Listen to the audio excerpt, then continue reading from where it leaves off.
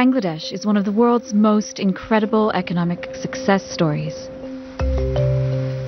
At the heart of the country's economic boom is the garment industry.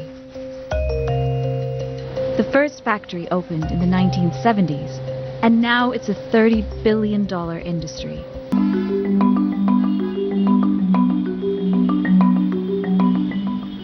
Bangladesh is the second largest manufacturer of ready-made garments in the world. This industry employs 4 million people in the country. 85% of them are women.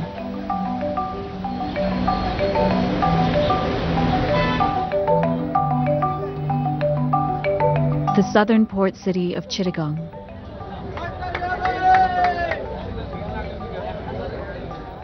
Most of the clothing in these factories is made for fast fashion brands in America and Europe.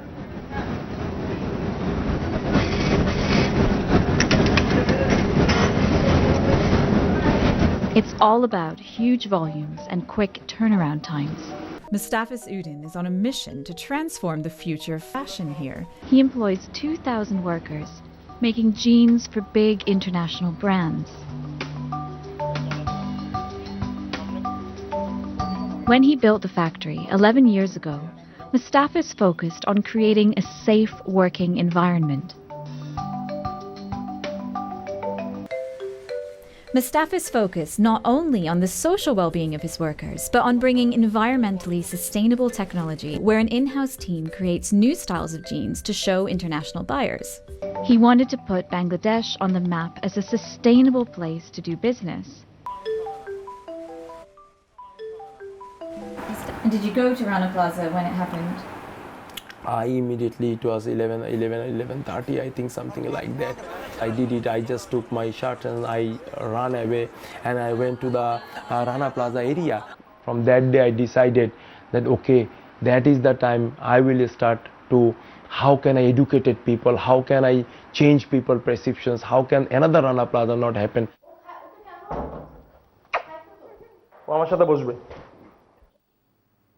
You really can see what I am doing last 20 years. If you check to my emails last 20 years, you will see every single day I work up to night 3 o'clock. And Mustafis lives with his wife Tani and son Rahil in Chittagong. I am seeing him after many days. He has dozens of clients from all around the world. Many come to visit him in his factory's showroom. Like this one from the Marshall Barnigard, US ambassador, from the Danish ambassador. Clients who buy jeans from Mustafis include famous fashion brands. And who's visited your lab? Almost every highest retailer UK had been visited over here. Like at the moment, the Boohoo CEO, John Latte, Barton, the top, then also Arcadia Groups, Tesco, River Island. Almost everybody had been visited in my showroom, and they all had been written their comments over here. Debenhams, and they are all very happy. But things have changed dramatically since the coronavirus pandemic hit.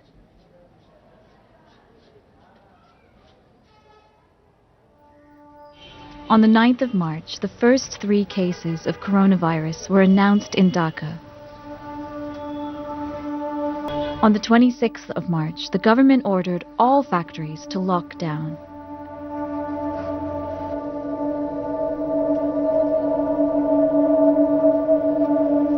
Millions of workers were sent home with no idea when they would return to work. যে মাস শেষ হলে আমরা কাজ করি, আমরা পরিশ্রমের টাকাটা ঠিকই পাবো। 8,000 এর জায়গায় 10,000 কখনো উঠায় নিতাম। যে এখন করোনা থাকলেও আমরা চাই যে আমরা এমন কষ্ট করতেছি, আরেক ভাবে কষ্ট করতেছি। তো আমরা চাই যে সকল গার্মেন্টস খুলে দেওয়া হোক।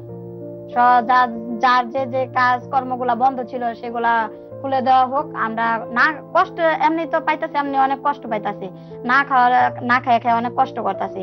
তো আমরা এমন যদি নাই বাঁচি তাহলে আমরা কষ্ট করি যাতে মরে যেতে পারি, তাও আমাদের একটা স্বার্থ থাকবে যে আমরা কষ্টর ধারায় হইলো ওইভাবে এমনি আমরা ভাতে মরতাছি না, হাতে মরতাছি না, ভাতে মরতাছি। অসুখে না মরে আমরা বাতি মরে যাবো অর্ধেক মানুষ যদি আমাদের এই ইগুলা না খুলে। But could the coronavirus erase decades of progress in a matter of months?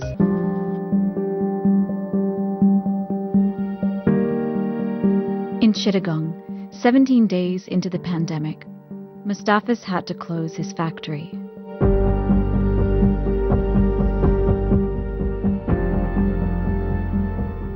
He was receiving emails from buyers canceling their orders.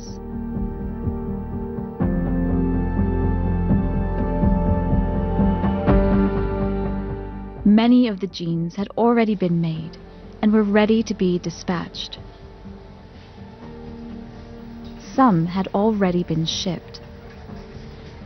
But some customers were saying they were no longer responsible for the payment of their order or were putting payment off indefinitely. See, all these just jeans, and those made for the UK High Street. They just keep here like that. How many days I can keep the jeans like that? Where I have the space? You can see by yourself, there is no space. Everywhere, same, everywhere you can see. There is no space, and it's not also safe for the working condition. Mustafis pays for all materials to make the jeans up front. He borrows money from the bank for the denim and his workers' wages. He generally receives payment on delivery of the goods, not in advance. You can see all these fabrics, they are from Pakistan, China, India, Turkey, and all these fabrics we bought from our manufacturing partners, our suppliers, and they trusted us. They had produced these fabrics when we said them to do it, as we trusted to our buyers, Peacock and all these people.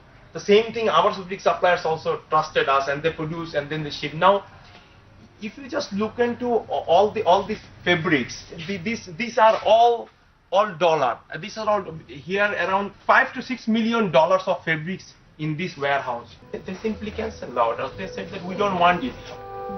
One of the companies that cancelled a large order was UK high street retailer Peacock's.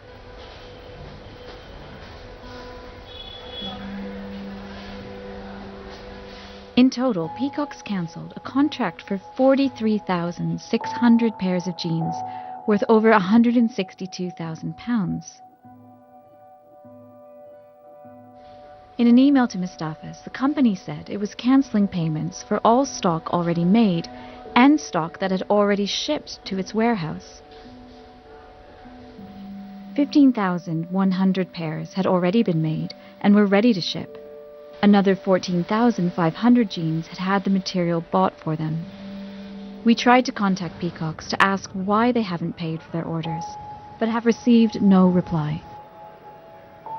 Its parent company, Edinburgh Woolen Mill, has recently filed for administration, putting up to 24,000 jobs at risk in the UK.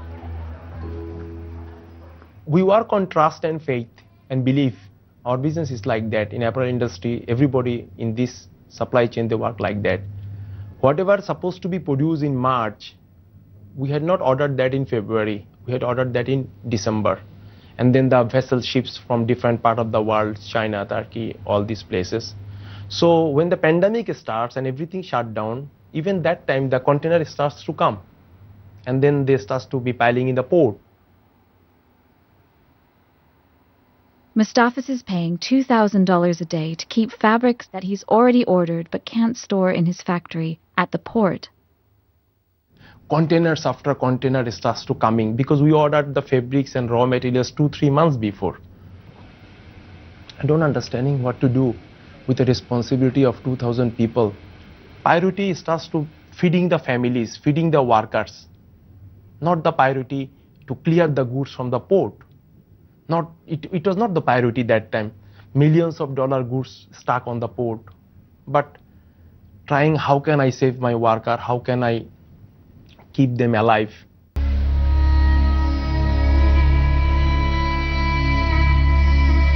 Mustafis received some support from the government in the form of low-interest loans to help cover salaries.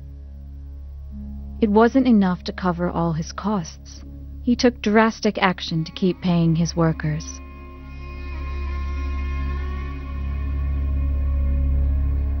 I sold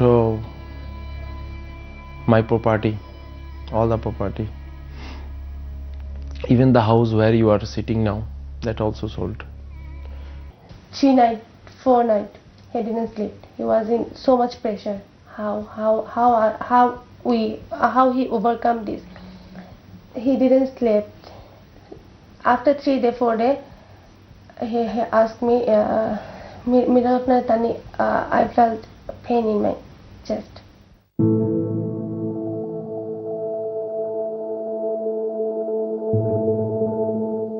At times, things were very difficult. This is the street where I used to always look if I see anybody.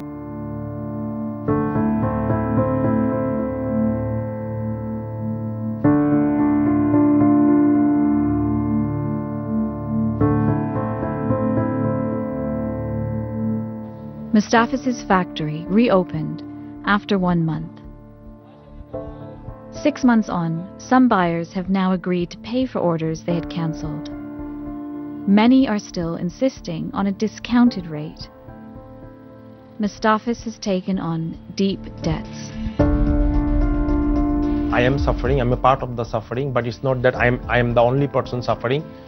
We are suffering, the global manufacturers are suffering, and because it's not happened only in Bangladesh. The situation, what's happened with me, maybe I am one person or I am one single countries, but it's same in all the production countries. If you go to India, if you go to Pakistan or other countries, they also have the same situation. As an apparel industry, as a community, we should make some kind of safety net where our workers are safe and secure. They should not have suffered the way how they suffered during the pandemic times.